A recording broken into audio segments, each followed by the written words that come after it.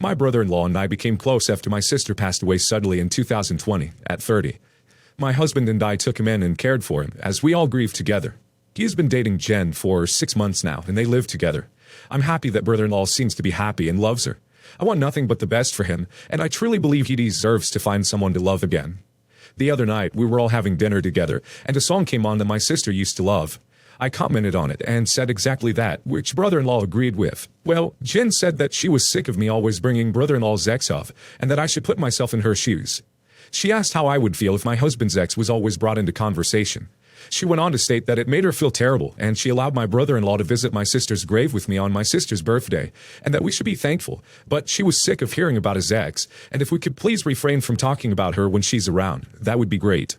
It just rubbed me the wrong way, and I snapped and called her an insecure witch who was jealous of a dead woman. She yelled back that we need to leave my sister in the past and move on now, because she was sick of her being mentioned, and my brother-in-law was with her now. She said I should put myself in her shoes and understand where she is coming from. I told her she had no right to say that, as her sister isn't dead. Mine is. I also told her that my sister isn't an ex. She's his deceased wife. My brother-in-law told me to leave because she started crying. My husband and I left. I haven't answered any of my brother-in-law's phone calls because he is now always sending texts saying that I need to understand where she is coming from, and that if I want him in my life, I need to apologize, move on, and stop mentioning my sister around them. My husband agrees with me that I wasn't in the wrong. However, when I told my mother-in-law, she said that I really should put myself in her shoes and understand that we can't always bring my sister up in conversation if my brother-in-law wants his relationship to work. I am still upset, and I'm just wondering if I am the a-hole. I do admit I frequently mention my sister, but it's not malicious. I just miss her. I also don't want to lose my brother-in-law, as him, my husband, and I have become very close. Not the a-hole. She allowed him to go to the grave? Oh my God. That's all I need to hear to know how toxic this woman will be. It takes a special woman to date someone who has lost a spouse, and this woman isn't it. Man, what a terrible situation. You won't win this because your brother-in-law is on the side of his girlfriend. I think it may be time to step back a little and give them some space. You're not the a-hole for your reaction because she was completely in the wrong to say you need to move on, because she's sick of hearing about it. That's just so ridiculously coarse and cruel, and I can't personally imagine ever telling someone to get over the death of their former spouse or sibling. It's just reprehensible. All of that being said, let your brother-in-law be the one to decide how to handle this, and let him know that you're there for him, but won't tolerate disrespect to your deceased sister from his new girlfriend. Not the a-hole, but really leaning more towards no a-hole. You thinking of your sister, especially when hanging out with your brother-in-law, is perfectly understandable. That being said, I can also understand the girlfriend's frustration with what I'm sure is an extremely complicated situation for a new partner of a widow to navigate. I won't even pretend to know what that's like, which is why I'm giving her a bit of the benefit of the doubt too. Her response was not appropriate, but that doesn't mean it wasn't understandable.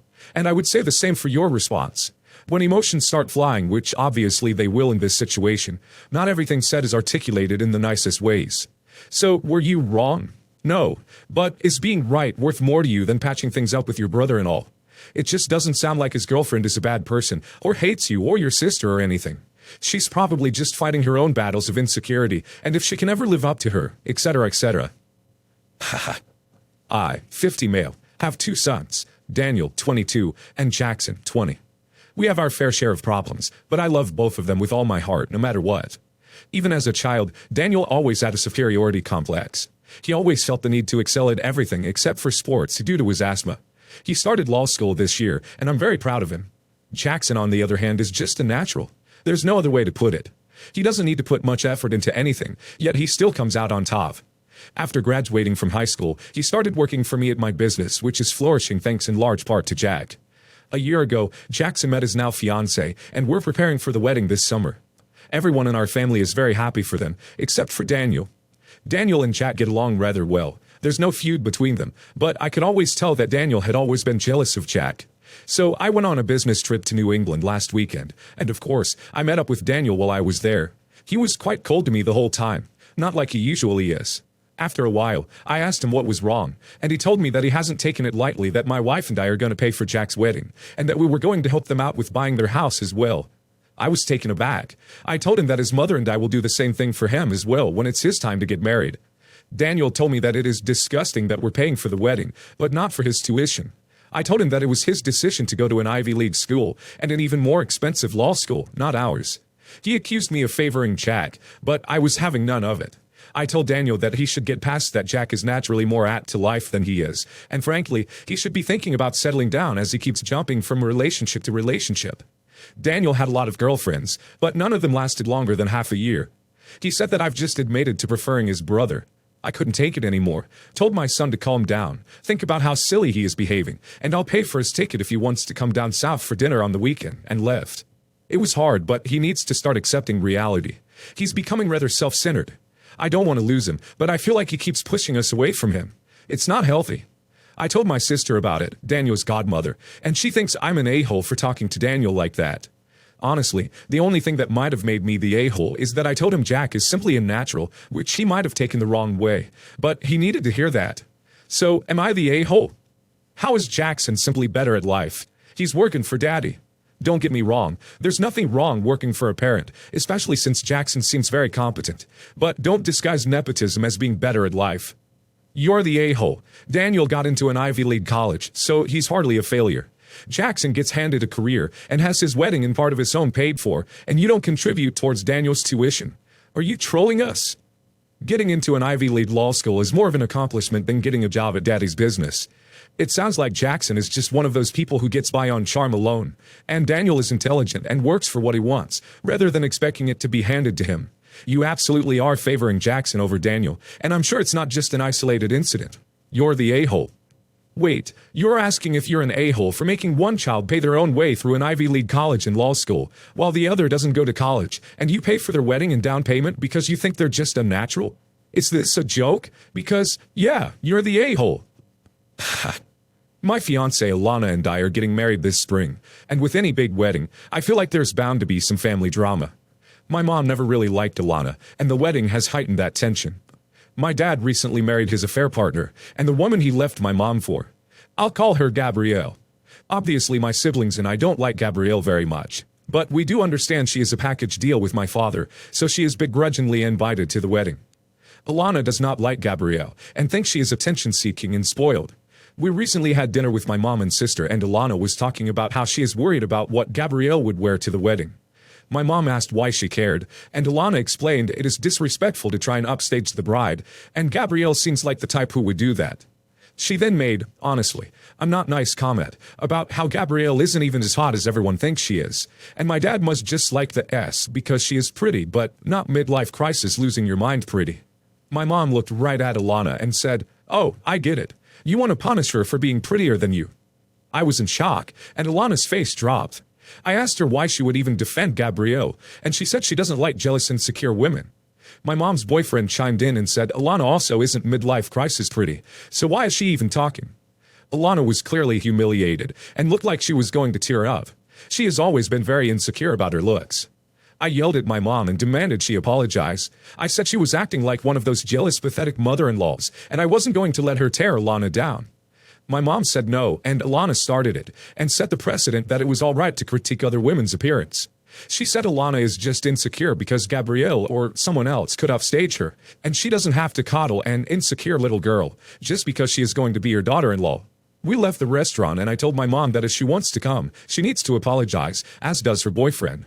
And it needs to be sincere, as it is beyond ducked up she would treat Alana like that just for blowing off steam. My mom is refusing, and now the family is attacking me and saying Alana started it, and I'm just trying to humiliate my mom. But I am serious about her invitation is rescinded unless she apologizes. Everyone sucks here. Alana does sound like she was trying to belittle Gabrielle, and your mom called her out on her BS. It sounds like Alana was trying to use bashing Gabrielle as a way to bond with your mom in some way, and it backfired. Did your mom and her boyfriend need to drag Alana's looks into it? Absolutely not.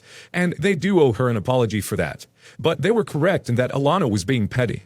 I think Gabrielle is taking up way too much space in Alana's head, and she needs to figure out why she's letting her live there rent-free. Your fiancé is insecure. You do not get to throw insults at other women. And as far as upstaging the bride, please, she is the bride. No matter what someone else wears, she is still the bride. How insecure does she have to be? To me, it sounds like she needs to treat others like crap just to feel better about herself. Your mom was the one cheated on, but even she thinks your partner is out of line. That should tell you something. You're the a-hole. Everyone sucks here. Your mom was absolutely wrong to say that about your fiancé, but she is also kind of right when she says Alana started it and set the precedent that it was all right to critique other women's appearance. Why are you all sitting at a table absolutely savagely putting down this other woman behind her back, just because you don't like her? I mean, the fact your mom is defending the woman that cheated with her husband has got to tell you something is up. Your fiancé opened the door to this nastiness, but your mom went too far. When I was 11, my mom and dad divorced. My mom had been having an affair with my now stepdad, and after the divorce, my mom and stepdad got married. They met at an office party my mom went to with my dad, but stepdad worked in the same building. My dad had a very good career at the time. When this came out, he basically became depressed for like 3 years. He got fired, etc. He's doing okay now. At the same time, my stepdad was getting promoted. Thanks, Karma. At the time, all I really understood was that my mom was sneaking around with a guy, and that made my dad really upset. So, from 11 to about 13, I basically spent all my time with my mom and stepdad making their life hell. I talked back to them, got into public tantrums just to embarrass them, etc.